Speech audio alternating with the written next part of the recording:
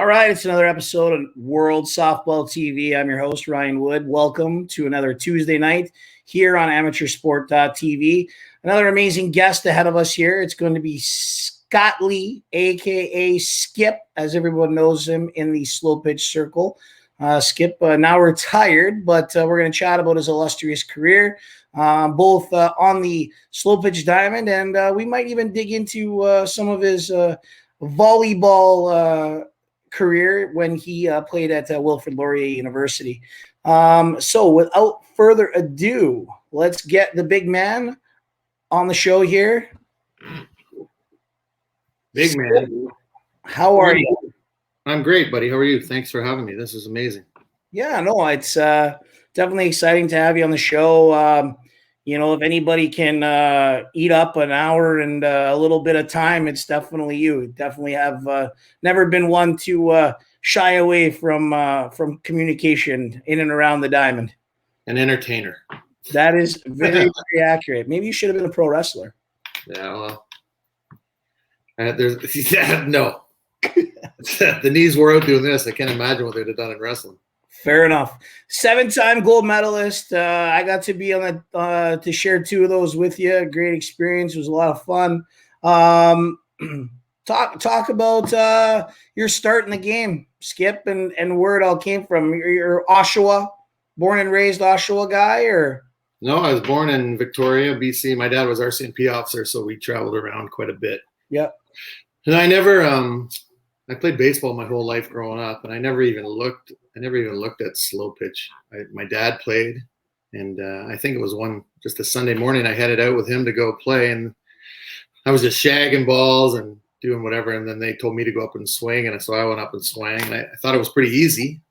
I mean, back then when you didn't really think and you had an empty head, it was quite simple. So they all thought I could just pull the ball, and then I was like, well, why don't you? They all shifted. They're all old guys, and then I started hitting it the other way, and then the guy went up to my dad and said they were cutting him and they were keeping me as a 17-year-old, even though you had to be 18 to play, and that's where I got into it. So then I joined them as sort of an underager, just to play, just more ball, right? It wasn't anything. It wasn't really beer ball for me. I never compared it to baseball. I just knew it was swinging and kind of playing the same game. So from the beginning, I always gave it a respect of a different game. I never compared and was like, oh, you're a slow pitch guy, you're a baseball guy.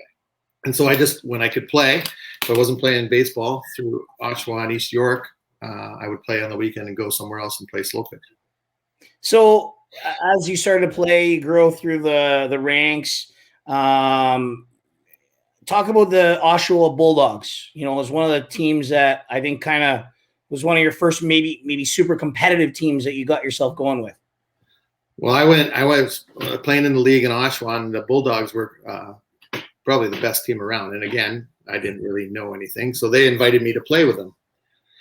And I said, sure, I'll go play. And they were kind of the first early version. They had a deal at a sports store. They ran a chit. They used to run big tournaments and made a lot of money. So they had sort of a bit of a bank account in terms of go get a bat, go get your gloves, whatever you needed when you were from this Gopher Sports at the time. And so I stayed with them. And then when we started playing more competitive, and again, we drove to Dorchester. I didn't know Slowpitch City. I didn't know. I played in my first limbs with a team called the Bears.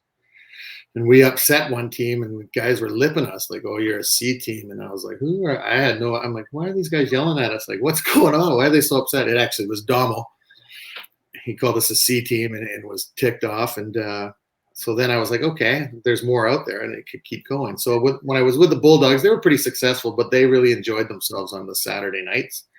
And I would put our Saturday record up against anybody in Ontario at the time, but our Sunday record, like, guys just couldn't make it. Like, they just didn't make it to the park that day, or they made it but were unfit to play. So we were usually 3-0 on Saturday and 0-1 or 0-2 on Sunday and sent home. So when I was watching the other guys, I became friends with some people, and Glenn Gillis, he was on pro team, and it was him.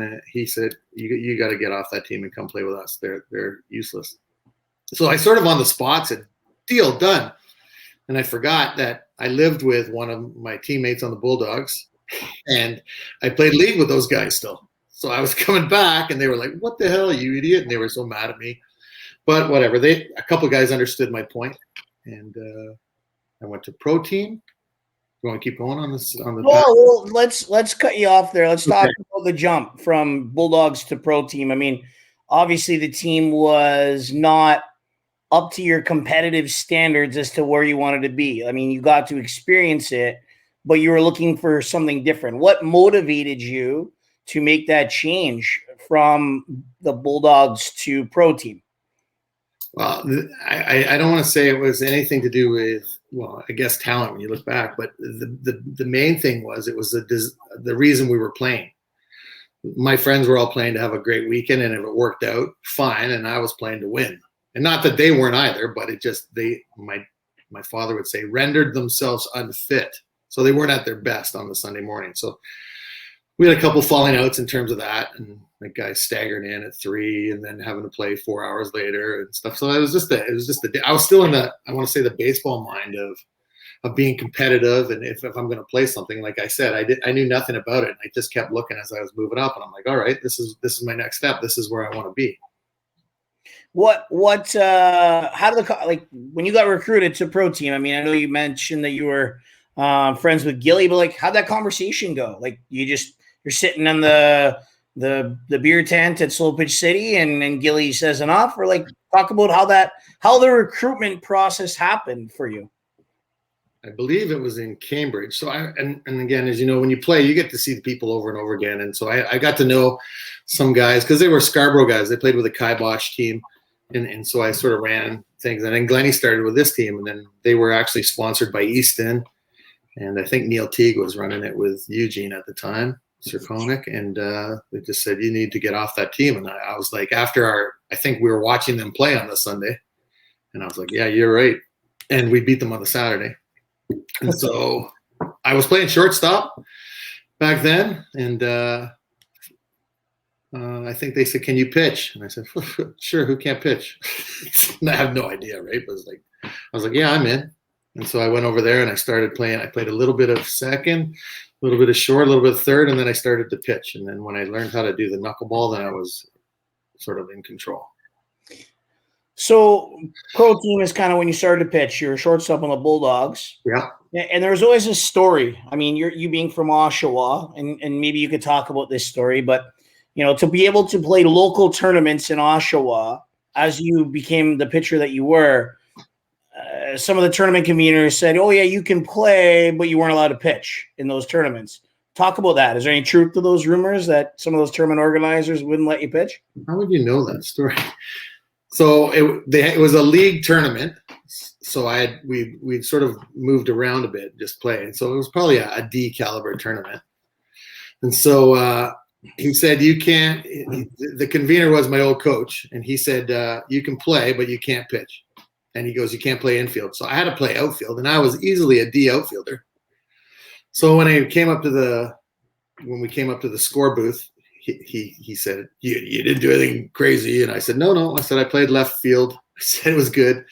Anyways, we ended up winning 8-7. I think I hit 2 homers. One was a walk-off, but he didn't know all that part. And then he heard about it, and he lost his mind on me. And he's like, you can't play anymore. You're not allowed in this tournament. I go, that's my league team. And he's like, I don't care.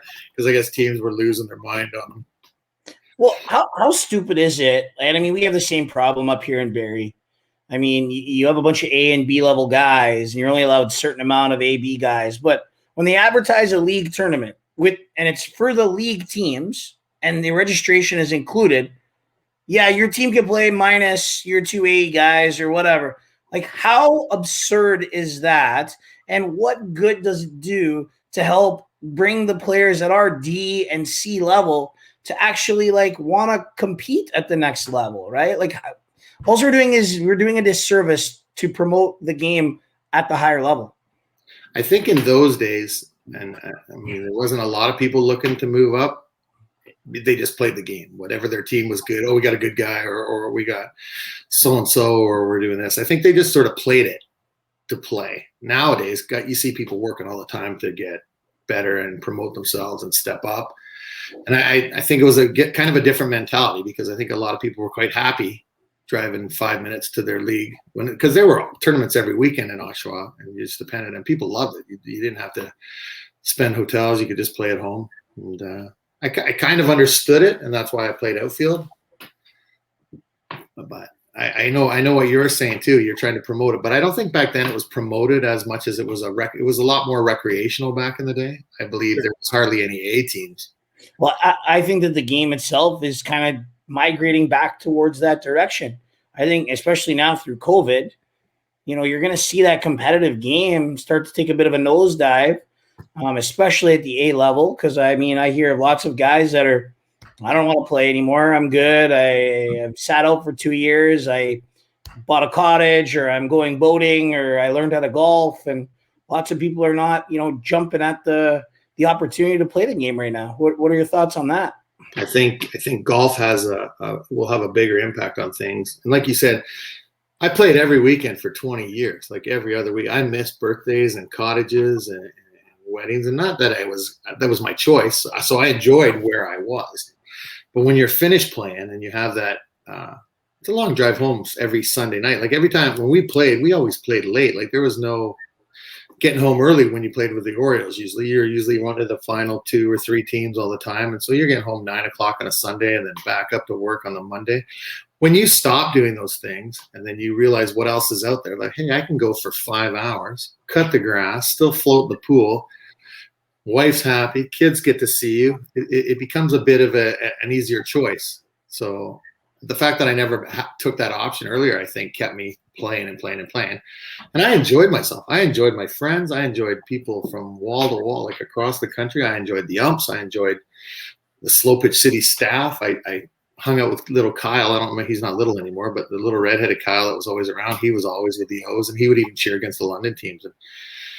And I guess that's it. Just, I don't know what else to say. In terms of era differences, you touched on a little bit about the eras, when you first started to go to pro team and then work your way into the Orioles. And you've played now, probably late 90s, early 2000s, and now into the 2010s. You've played, 3 different decades of slow pitch. Talk about the differences in bats and the way the game's played and the technology. Like, touch on what your thoughts are and where your favorite era was when you played. Okay. Well, I've always said the biggest change in the game is obviously the bats. And when you go from, I'll just use myself as an example. You go from a guy who's pitching, has a blast on a Saturday night, not feeling 100% on Sundays, and stepping up and playing the game and being safe.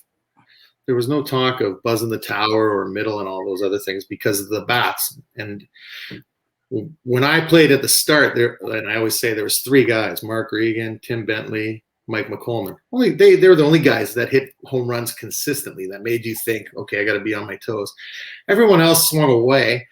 And people still hit their homers, but they weren't going 400 feet. They weren't going 1,000 miles an hour past your head and still going out on a line. When these guys started to hit, they were the guys. When I could hit a homer back at Sportsplex back in the day, but it was going, the fence was 300 and I was going 306. So even that was a lot safer. So I think the biggest thing is the home run limits rarely came into effect. As a batter, you could full out swing as hard as you could and not know you weren't making a mistake. And when you swing as hard as you can, you're obviously not going middle. You're pulling it usually. So that freed up a lot of space as a pitcher. And then all of a sudden, when the Ultra came out, and that was the first one. And a quick story about protein. We turned down Mike and we said, no, we're good. They tried to sponsor us, give us all Ultras, and we were like, no, we're good, thanks. Not our brightest move. But anyways, and then that changed the game, right? Because now the balls are rocketing out.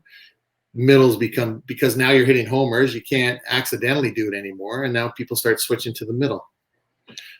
And then when I think the Orioles, I wasn't there yet, but they were the first team to try the 5-man.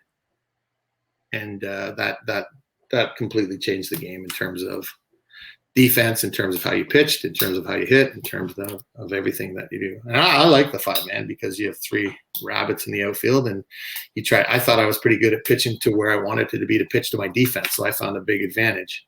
I used to listen to people all the time say, I'm not going to name names, but they'll say, oh, that pitcher is really good. He makes all these diving plays up the middle and stuff. I didn't want the ball hit at me in the middle. Like, pull it. I got 3 guys over on the right side. Why do I want you? Why do I want to pitch it outside and let you hit at me? I didn't want any part of it. So this guy catches 5 of 10, and they say he's great, and I catch 1 of 2, which is the same percentage, and no one ever talks about defense. But I always blamed it on my pitching. Well, a lot of people will say that. We'll often say, how was he if he didn't have the defense behind him that he had? Was he really that good of a pitcher? When people give you that type of criticism, because surely you've heard it before, playing on the Orioles and having a James Kelly, Ryan Cayley, and Jeff Gare as your middle infield, or Ryan Wood. What would you say to those people that would criticize and say that you would not have been the premier pitcher you were if you didn't have the Orioles defense behind you?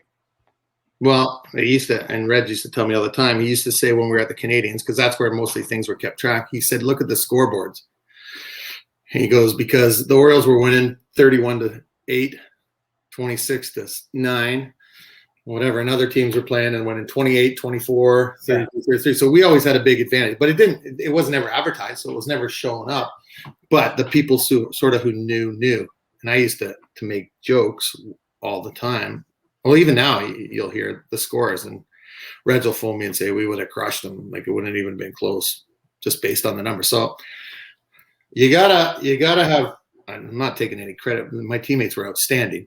Their defense was amazing. Their hitting was amazing. So the fact that they could put up 25, 30 helps. Don't get me wrong, but we also had games where we didn't score that many and we're still winning. And I mean, like I said, you look at the Canadians. I think the last games I pitched, I think the bus drivers had 11 runs and 7 homers were gone up in the Yukon before I was gone. And then I looked at the last game against in Fort McMurray, the second last gold medal. I think we beat PT like 12-3 or 12-6. So I always say, don't look at our numbers, look at the other team's numbers, and that'll tell you how good their defense is and how good their pitcher is. You've always been somebody that has never given up a ton of runs. And every once in a while, it is coming in underhand. But there will be a team that throws up a 20 spot on you, and it is what it is. But the good thing about that is that you've always had the offensive capabilities pitching for the Orioles that, well, if you gave up 20, it's okay because you guys have the abilities to score. Correct. Yes. Right. So, which was always a nice nice thing to have with being a member of the Orioles. That's for sure. In terms of, you mentioned the criticisms of, this person dives and makes 8 catches. I mean, I pitched and I dove and made catches and whatnot. But there was a lot of times where, Orioles were winning gold medals year after year. And you were never in the conversation to be on the border battle team. And I know it bothered you a lot because you and I have talked about this before.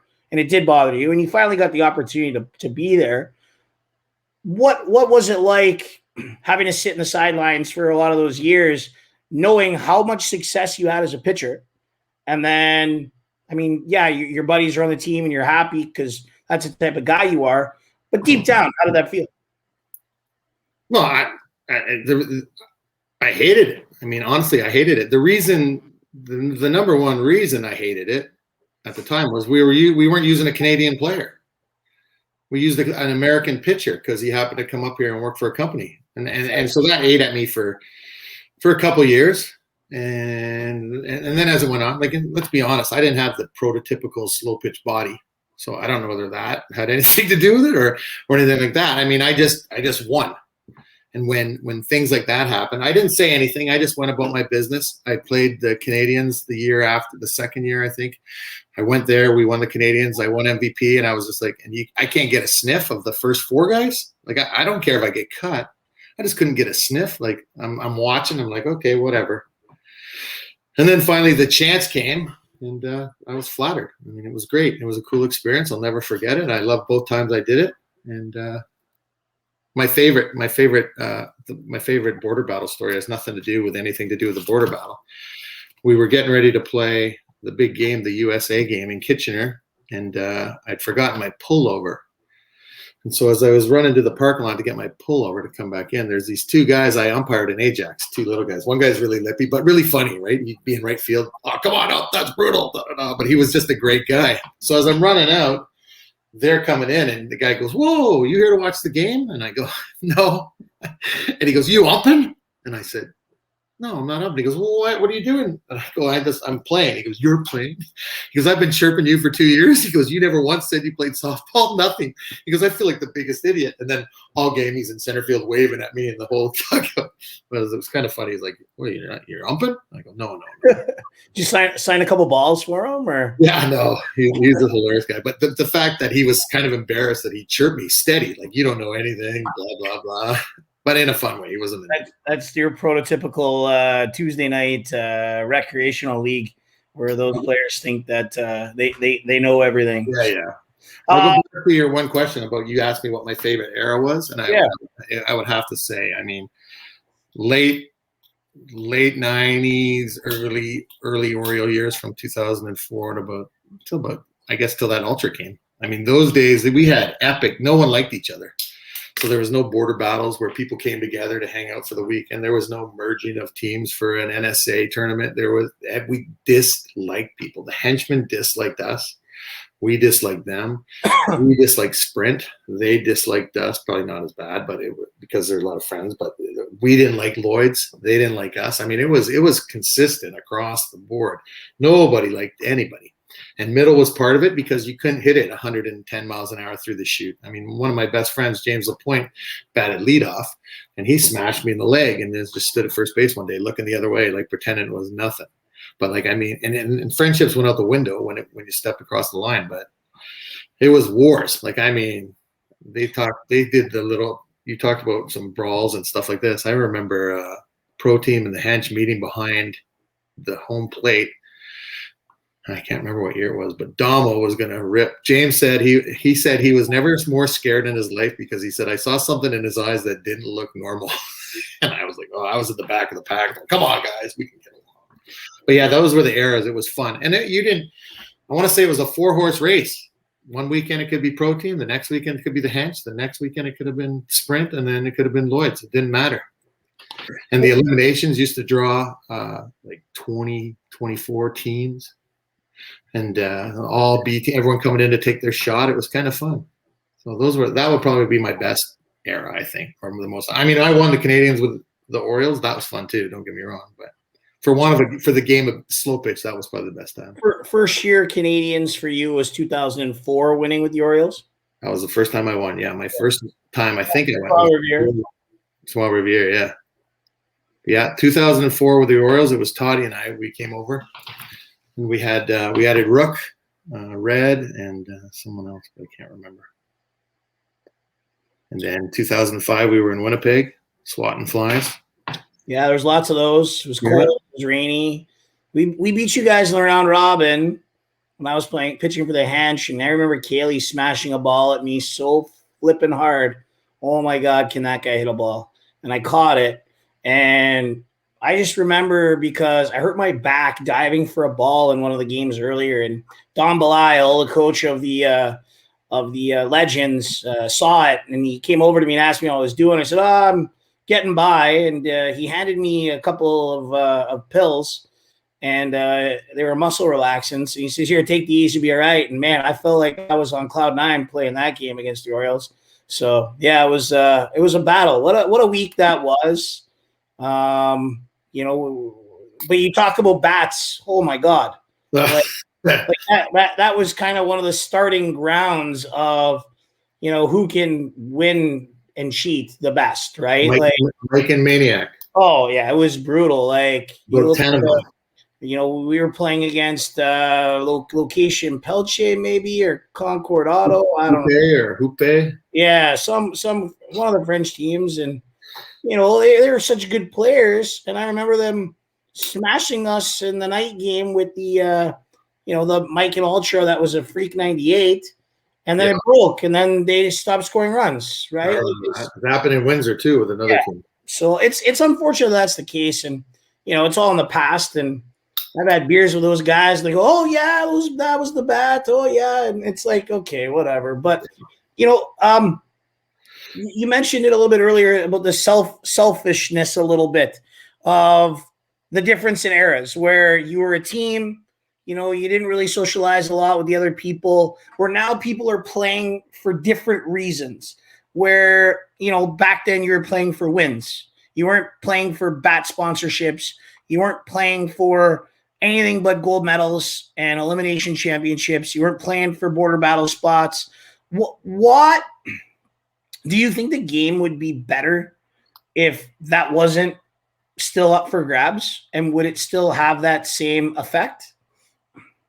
So what you're asking me is a selfishness to people that have other things in mind beside. Yeah, I think it would be better without it. I mean, it was cool. I mean, and it was great. And I think it was great for Canadian slow pitch. I don't know whether the US slow pitch cares too much about it, but I've watched people do things that I shake my head at and say, well, that doesn't make sense. And, one of the things with the Orioles when they played was we prided ourselves on 3-run homers. For one night, we scored, of the 7 homers, we got a maximum of 26 runs of 28, which is 5 grand slams and 2 rings. So when you see somebody blowing it out with a full swing, like, I always thought if you didn't want to hit a homer, don't use that bat. That's how I thought of things. I'm like, don't come back to me and say, oh, you accidentally blew one out with a full swing. With what goes on in today's society and stuff, we learn quickly that slow pitch isn't that important, right? It's so true. I mean, I look at the last 15 months and, basically almost 2 full seasons, nothing serious being able to be played. And, there's so many other things that you can do with your time. I mean, everyone loves the game, but, who would have thought that all of a sudden, poof, the sport is almost gone. Like, it's not even like it's an afterthought for a lot of people right now. No, I think that's true. And when, like you were saying before about people being friendly, that's okay. I don't mind. That's okay. And I think we've trained ourselves and we've taught a lot and passed it down the line. Like, we don't have the maniacs that the guys who are, like, for want of a better, like, crazy on the diamond, like nuts. That's sort of gone away. I mean, yeah. Everybody, even on umpires, right? We know them. Yeah, they're human. We're human. They're not trying to hose us. We're not trying. I think we've just matured as a society in terms of taking care of each other. And I think when it comes to softball, I talk to anyone. I talk to the cook. I talk to the D guy. I talk to E. I mean, I know most of the guys were the same. Everybody loves talking softball.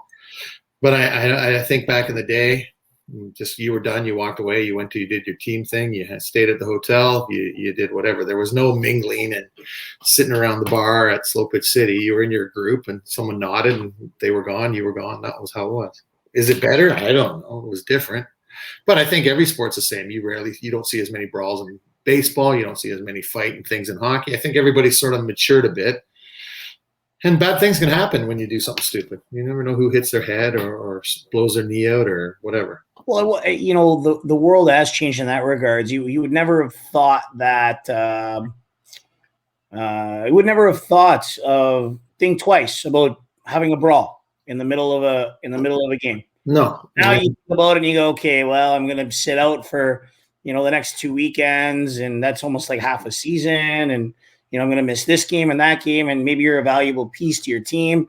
Do I miss the uber intensity where guys can get into the face of other players sometimes? 100%. I do miss. Right. I agree. But I think that the line has not been crossed. I mean, I remember a story playing against your pro team in 03. I believe it was 03 or maybe it was 01. No, 01 was in Medicine. So 03 in Softball City in BC, White Rock. Yeah. We're playing against you guys, and we're just chiseling you guys to death. I don't think we've hit a home run. I think we've hit probably about 15 singles in a row. And I think I painted the first baseline and get the second. And Pin's playing the middle, and he's frustrated because there's nothing that can be done. And I swear he was going to rip my head off because he was like, oh, what's this crap that you're swinging, Pin, he swings the bat hard and every time, right? He doesn't miss a swing. Like he swings out hard. And I thought I was going to be dead. And I just put my head down between my legs and I was like, oh my God, this guy's going to kill me. I'm an 18-year-old kid. Like, what the hell's going on? And, but right then and there, that was where I was like, oh, emotion. Like, this is great. And the hockey guy in me was like, okay. And that was more part of it back then. Intimidation was a big part of it, right? 100%. You have, like I said, the 2 or 3 guys that could hit homers and they're on your team. That makes a big difference to the guy lipping on the pitching mound. Like it's easy to lip you and me. Yeah. But do you want to lip Tim Bentley? Do you want to lip Ryan Cayley? You know what I mean? Because it's a different battle. 100%. What are we gonna do? Oh, you hit me. Oh, I got you. Wait. We want us to hit at each other because it's a double play usually. No. Generally, it should be. Yeah. In terms of Canadians, you've played in multiple. You mentioned 2003 was your first, I think, right? With 98 was first. 98 was first, but 2004 was first win.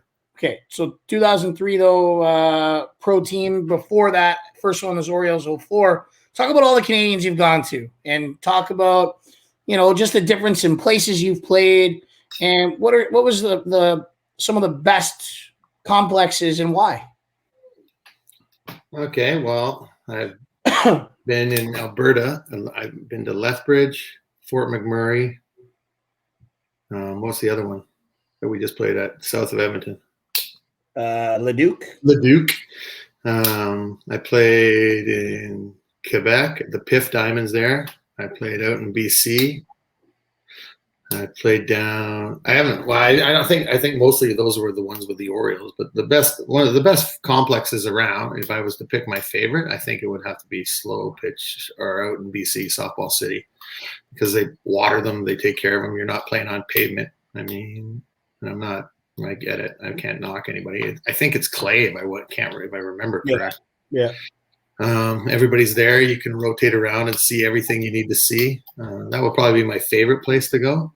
I played in Prince Albert in SBN, and I played in down east in SBN. But yeah, there's nothing I've come across that's compared to that in terms of Softball City. And then in terms of like just best week, I mean, for the people that don't know, it's not like a typical weekend event to play in the Canadian. Yeah, 100%. Right. So, you're showing up on Saturday, you're taking BP, and then you're getting going on the Monday, starting to play round robin. And you're generally playing 2 or 3 games a day throughout the week, going into the weekend. Talk about the sacrifice that goes into it.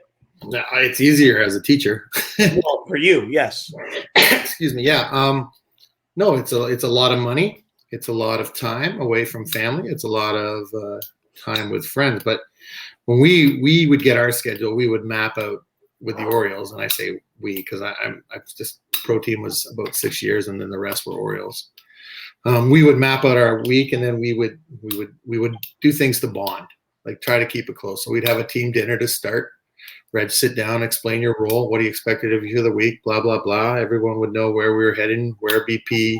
Diamond was. There's how you know how much the game has changed, Woody. This is the simple thing that you can tell that how the game has changed so much.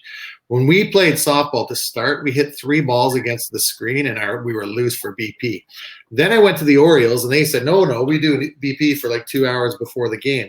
And I was like, oh, okay. And then you used to, at the end, we'd send Vern over 2 hours before to get a park diamond behind a high school because there'd be 8 teams looking to hit at the same time.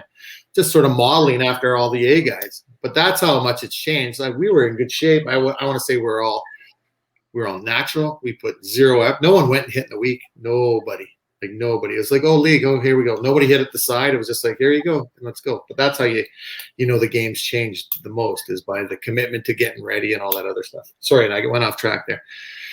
So we get our schedule, map it out, and then we try to find a night. And I'm a firm believer in fun with your teammates, and I'm a firm believer in you have to be close. You have to want to play for the guys, and you have to want to work for those guys. So I remember the one year we organized a bowling tournament, and we had I think 20 guys, and 18 were like, I'm not bowling. We're not going bowling. And Reg laid the law down and said, yeah, we were. We drew teams out of a hat. I think everybody threw in $20, and then you would have thought, honestly, it switched to Olympic trials for bowling. There was a war. Guys were chirping. Guys were trying to pay off the scorekeeper on the computer at the back to change their score, and it was nuts. But we laughed, and I can remember that clear as day what we did there. And then the other thing I thought that I brought in, I don't know what you remember. Were you around when we had the Buddha? No. I bought a wooden statue, this big Buddha. That's probably about the size of a football. We painted the Oreo logo on the front. And I took it from my teaching days because in the classroom, they always said you had to give 2 stars and a wish to somebody who did. Oh, I really like this, but I wish you did this. So with our Buddha, we could only give it out after wins. And it was given to the dummy of the day, so to speak, on what might have happened. A guy forgot how many outs there were. You wore the wrong belt. I mean, guys would start looking for anything that you did to get rid of this to hand it to the next guy. But they would come in and say, hey, great D. Hey, you hit well, Bull. And then now I'm going to give it to you. And it created a lot of fun, a lot of laughs. Guys had a Buddha dance. Sitch was doing a Buddha dance. And it was hilarious. But I guess nobody really knew what was going on in that huddle. So then, and then winning. Obviously, playing the game and winning made it a lot easier.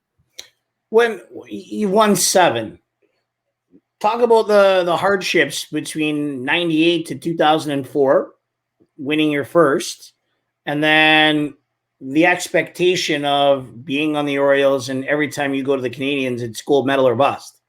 I always, I only got a bronze with Pro Team. I never got any golds with them.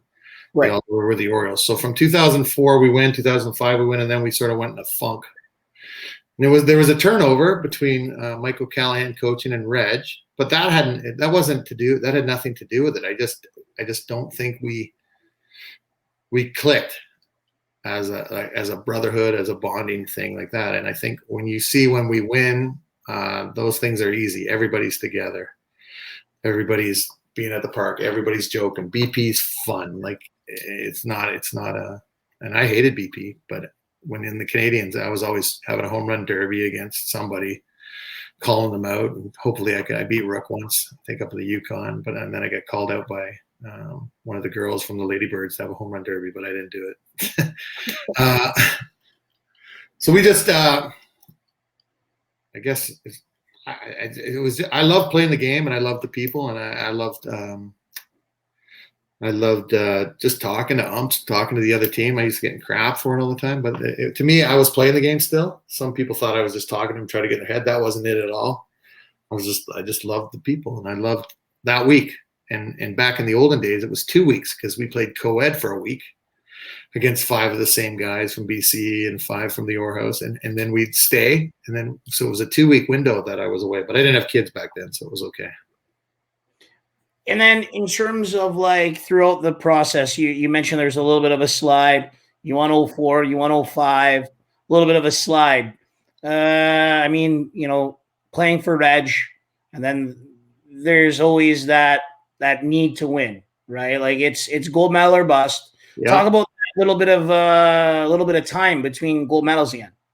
It was almost like the World Junior Hockey team, right? They never won a silver or bronze. It was this is what we're aiming for, and it was broken into stages, top 4, double knock, and then win. So that's what we did. The slump, it was just a finding the right pieces. I mean, we went through, I want to say on average of like 3 to 4 guys, and then that didn't work out, and then 3 to 4 new guys, and all the guys were good. It wasn't that at all. It just never seemed to click. And then after we got, I think it was 2010 was when we got our next goal, and then we were rolling. We'd now added the right people. We added Gear and DeRoche from Slowpitch City, and now we're rolling. And so for those 3 years, 10, 11, 12, excuse me, it was easy. And when I say easy, I mean in 2005, I think is when we got DeRoche and Gearsy. And that we never lost. I don't think we lost anything that year. I mean, maybe 2 games.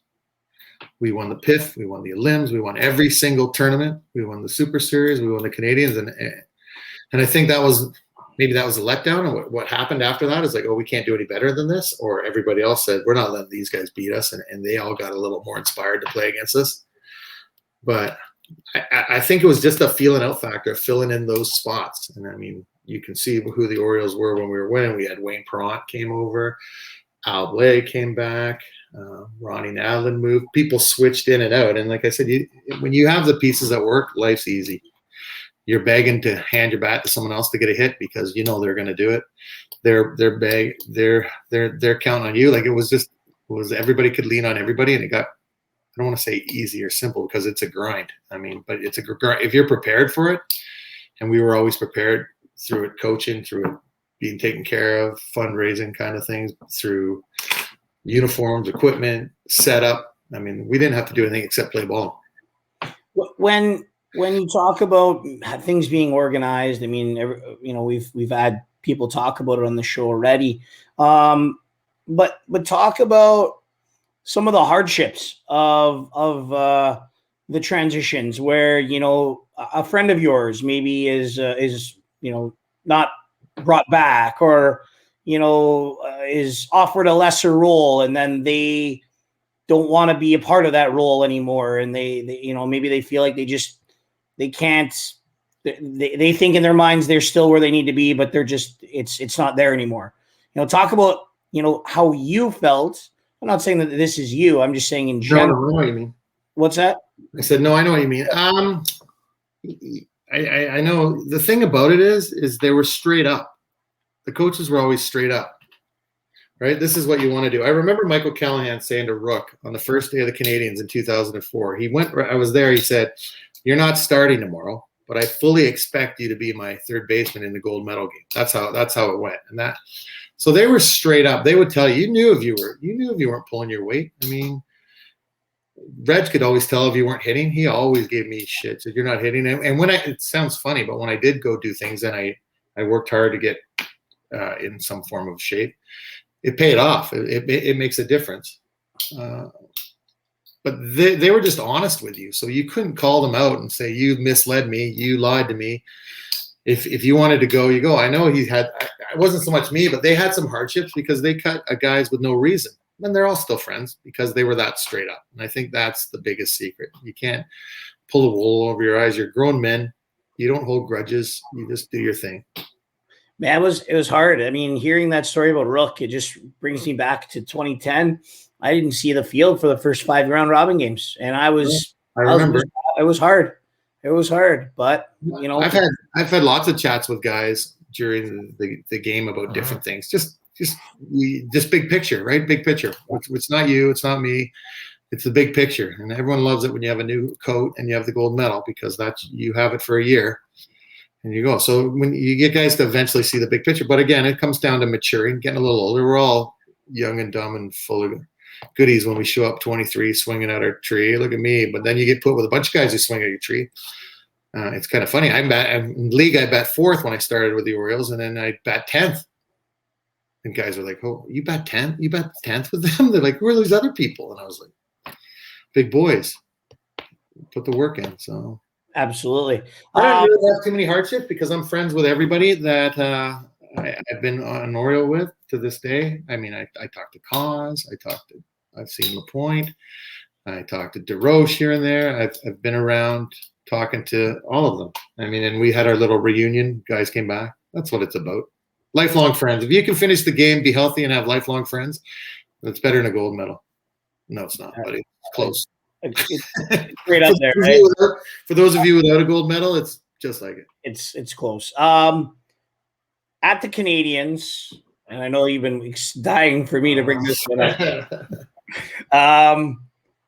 There was always like a Canadians, the one night game would be going on, and the game would be close to the end, and as long as the Orioles weren't playing, Skip would be around, and everyone's got beers, and then you look to your left, and there's no Skip. You look to your right, and there's no Skip. But then you look straight dead center field most times, and there's this hairy 6'5" man Sasquatch climbing on the fences. Agile, mobile. Very like honestly, I'm surprised that there was not more backflips done. Talk about how that start. Again, it was Sherbrooke, and I think we had won, and we had a big hoot. And where the diamonds were, it backed onto It's kind of like a forest. And I have no idea why I got the idea, but everyone was distracted, and I took off into the woods, and I made a bunch of noise, and someone looked, and then they all started laughing and going on there. And then when we went the next year in Winnipeg, it's hard to be a Sasquatch when your parents come to all the games too, by the way. Your mom doesn't want to see that. She's out. You're waiting for them to leave. You're like, Dad, go. Everyone's like, go, do it. I'm like, I can't. My mom's right there. Oh, and then I remember out in BC was probably the funniest one. I climbed a tree, a poplar tree, and I started shaking it. I'm completely naked, and again, not very agile. And I'm half worried that someone's coming to take my clothes, and I'm halfway up the tree, and I'm messed up. But I always waited till the games were over, though. I only did it when we're having beers and stuff like that. And then it just became a tradition. People asked for it. And then one year in Windsor, the little French guy from Hoope joined me, like baby Sasquatch, and we ran around together. Kind of weird, but whatever. It wasn't. None of them were sober. I'll say that. And then in BC, the funny one was. This is the funny thing was. I was up the tree, and this girl had this camera with a lens like this long. And I was texting Glennie, and he's like, "Yeah, go now." And everyone's like, he's like, "What's that?" And then they all start looking. This girl's zooming in, like taking pictures. So when I get back to the place you walk around the bar, I'm like, "What's all the commotion? What's going on?" And they're like, "Oh, there was a Sasquatch out there." I go, "I miss that guy every year. I don't know why." Anyways, my buddy Glennie points to the girl, and he goes, "Go see that girl's camera." He goes, "She got a good picture of you." And so I go, "Okay." So I walk up, I go, "Excuse me." I go, "Can I see these pictures?" And she pulls her camera away really quickly. And she goes, "Scott?" And I was like, "Amy?" And she goes, "What are you doing out here?" And then Glennie goes, "Who's that?" And I go, "Oh, that was an old girlfriend from like just after high school." And he says to the girl, "Well, I bet he looks different naked now." Well, leave it to Glennie to have a good one-liner. That's for sure.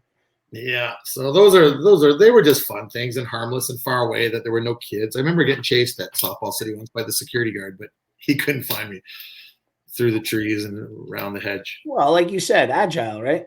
Exactly. When you have to be. Yes, for sure. As we kind of get towards the end, let's talk about some of the players that you've played with, and you've mentioned a few. But as a pitcher, I mean, one of the things that as a pitcher, you never want to have happen to you is get hit with a softball. I know that you've been hit with a softball multiple times, and it never feels good. But talk about the people before the technology that when you would pitch to, maybe you were kind of, squeezing the ass cheeks a little tighter. Well, that would be Wegman, Cannell, Baker. No, just kidding. Fair enough. Yeah, well, I'll give you a few names, and one of them played in the composite area, but the other guys scared the crap out of me every time they came up to bat.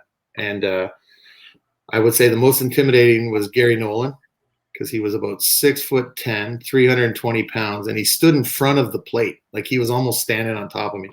Now, he never hit me. He was a good hitter, but he swung hard, and the bat looked like it went from his shoulder to his elbow, like it wasn't long enough. And while we're down there, Tim Bentley, he always said he was going to, him and Penn had two things. They always said they were going to hit me. They never did, but they always pretended they were, and that was enough for me to be on my toes. And Penn used to yell at me right when I was on the mound, because he would be like, "You pitch it outside," and I'm coming. Like, he would just say that flat. He never did, but he would. Jacques Millier, intimidating, big guy. And again, I was just learning the game, who he was. I only saw him momentarily at the end. And the other guy, Al Blay, and I was teammates with Al. Al tried to hit me. He told her, he goes, "I try to hit you all the time." He goes, "Every time I came up," he goes, "I tried to hit you." And he used to make jokes. He used to say all the time, "Take out Gretzky, you can beat the Oilers." And I go, "I'm your friend, stop hitting." And Ryan Cayley, if I ever played against him, I wouldn't want to play against him.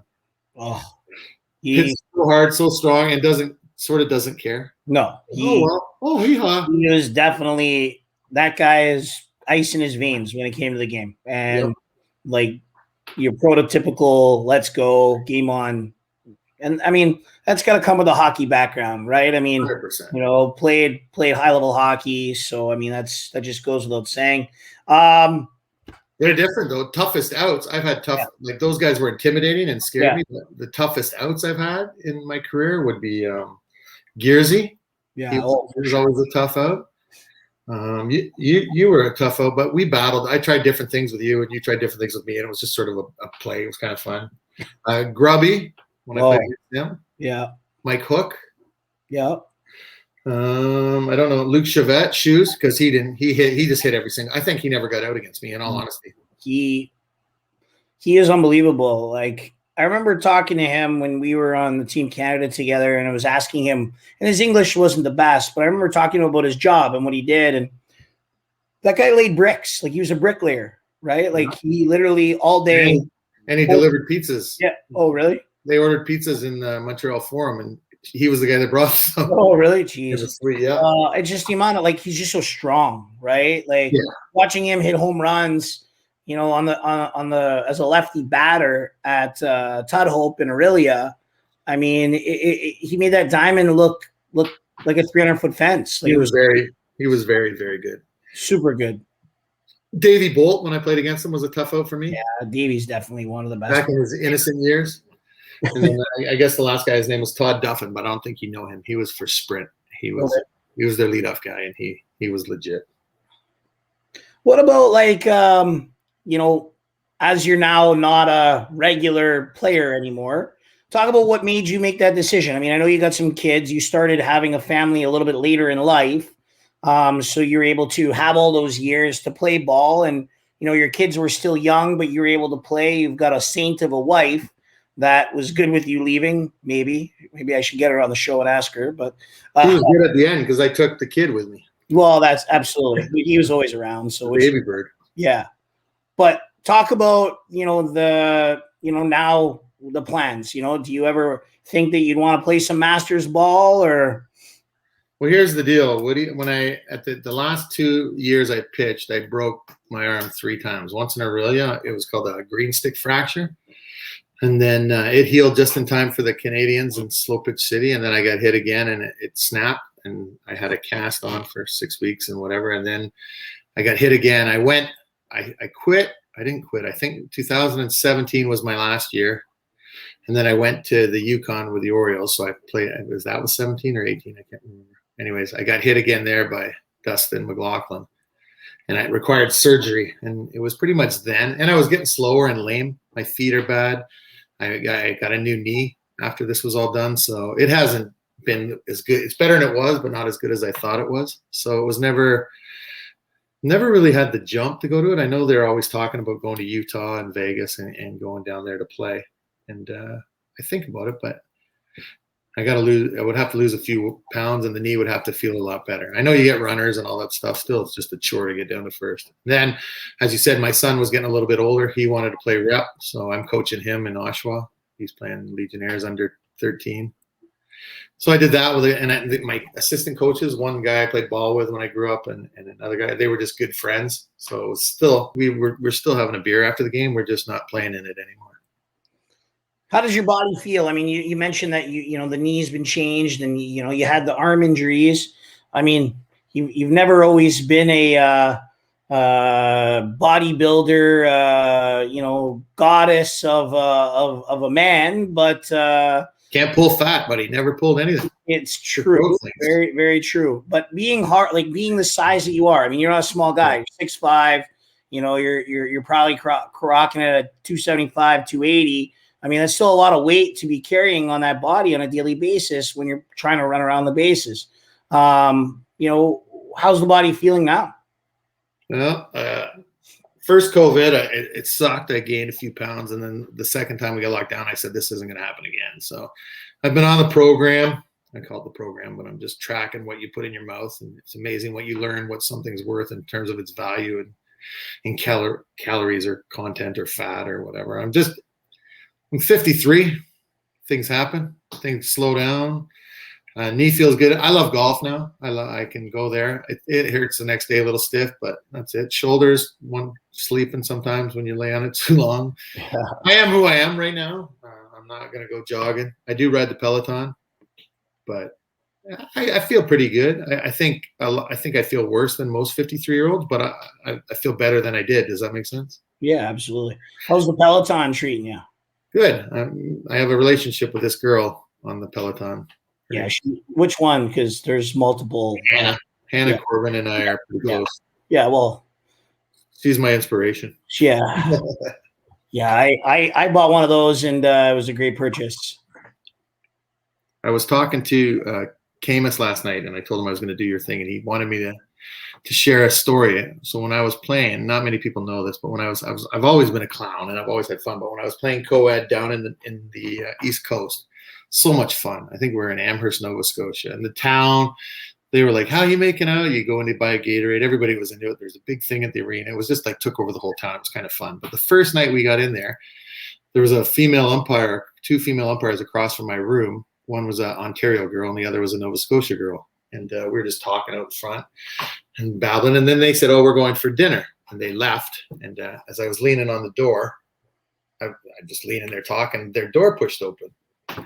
Well, the one girl had just done her laundry, and it was all folded neatly on her bed. So I went in and I took a pair of her panties, and I kept them. And then I had to know which girl I had, so I'd see in the morning, I'd say something, and it's her game. So I just kept them in the thing. So all week I messed with the umpires. All week we were having lots of fun. And one time they'd hang their laundry up on a clothesline outside the umpire's room. So I stole their uniform once and dressed as an ump and went on the field, and I just had my head down. And the guy's like, "Oh, we're doing 4-man today." I'm like, "Yep." Anyways, they figured out it was me. So now the umpire in chief guy's got his eye on me all the time, and he's like, I got to see what this guy's up to. So anyways, we get to the finals. We were playing Quebec, and the girl's doing the plate. So I call time, and I call her out. So she comes walking out, and all the ump guys are watching, like, what's he going to do? What's he up to? And I pulled her panties out of my pocket, and I put them in her hand nice and small, and I said, "Listen, I'm going to need a good call this game. This is the gold medal game, and I want you to have these back." I embarrassed the girl so bad. No one else knew except me and her what was going on. The whole crew and they're like, "What is he doing? What is he doing?" Because it was such a fun week and everybody did things. But anyway, she went back. So Camus thought he liked that story. That's a good one. Yeah, and not a lot of people would be ballsy enough to steal an umpire's underwear. That's for sure. So I wouldn't steal Jack Van Buynen's or Camus's, just so you know. Yes. Well, I mean, you couldn't roll Camus's up in a little ball and pass it off to him. Camus, I know you're going to watch this, so sorry, buddy. Keep up those good walks, though, man. Exactly. Good progress. Nice. Co-ed, I mean, I wish that I was able to play in those. I heard that those were nothing but a good time. And nothing better. Yeah. Good times for sure. Let's wrap this up with just kind of the best player that you have ever played with. It doesn't have to be teammate wise, play ability. If you could start your own softball team right now, who's the first guy that you're calling to be on your team? At their best? At their best. But I played with Penn, but I didn't play that much with Penn. So he's always an easy answer. If you gave me first pick today of a player at his best, I would take Alblay. He can play middle, he can play short, he can play infield. He hit the ball as hard as anybody, fast as lightning, and probably one of the best teammates I've ever had in my whole life. Sound the alarm. Sound the alarm. That's it. Yeah, absolutely. Yeah, no, he's such a talented player. I know that might not be everyone's first answer. It's just what I know. Like, I've seen him make plays that I was just shaking my head at. He played it off. He's very humble. I'm just like, no, man. He would say he's not the greatest. And I say if I had first play at his best, I mean, not including Penn and the position he played, I would take Al. 100%. He's right up there with everybody. I mean, a guy like Al, salt of the earth human being. I mean, I think that he got a snip job on a weekend or the week before, 3 days before, and literally was playing shortstop for us with just had his vasectomy. It's crazy. Like he just played through it, diving like crazy, stopping him. Like, I roomed with him, buddy. I never laughed so hard. I could tell you a million things about that guy. You were just too funny. If you ask my best, like, he was one of my best teammates. If I had to throw some other names out there that quickly, Scotty Watson. Yeah. Darcy Roy. Darcy Roy could be 0 for 20 or 20 for 20, and you could never tell the difference. Reggie was a great teammate. James Lapointe, Jake Rickstein, salt of the earth. I mean, I had millions of great teammates. Like, you were a great teammate. I admired how you did things with the bat. I just always found that I always made a motto of saying it's not hard to be the smartest guy on the diamond. And so whenever I did things, I would run through people. I would ask teammates. I would share. I would encourage. I don't know. Oh, I better say this because I don't want to forget. But Todd Cadenhead and I came together in '94, and we were kind of like a package. I know I didn't make his list, but I'm going to have him added to my list too as one of the greatest friends and greatest teammates that I've ever had. Well, I hope that once this COVID stuff is all done, that you, me, Todd, and whoever, we can get on a golf course and share some pints and talk about some old stories and just have a good day. I just talked to him tonight about an Oriole alumni golf weekend, like just one day golf and dinner and then just stay over, go home. Yeah, it'd be fun for sure. There'd be a lot of players that could be eligible for that. A lot of them. Windsor guys coming this way, bus loads. Yeah, absolutely. Well, Skip, the name. Let's end it on that. Where'd the name Skip come from? Like I said, my dad was RCMP. I was in grade 9. I was probably like 6'1", 140, like a tall stuffed string. We moved to Oshawa. I went to high school. First class was a history class. I had history and then phys ed, and I dropped my pencil. And I couldn't reach it. And I asked the guy to pass it to me. And I didn't know him, and he didn't know me. And he said, 1 sec. And it was a quiz, and he had to hand it in. I go, no, now. And he said, aye, Skipper. And then phys ed was next. Went to that class, and everybody's looking like, who's that guy? Who's this new guy? Like, who's that? Because I didn't come from here. And then my buddy, that guy goes, it's the Skipper.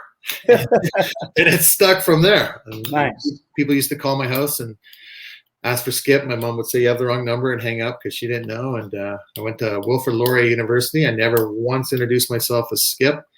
And everybody there, I went with 2 girls, everybody there called me that. And even like, I don't walk up to people and go, hi, I'm Skip. I just say, hey, Scott, but just sort of followed. And I guess it's just easier to say. It's like Woody, Reggie, like everybody has their little thing. And I don't mind it.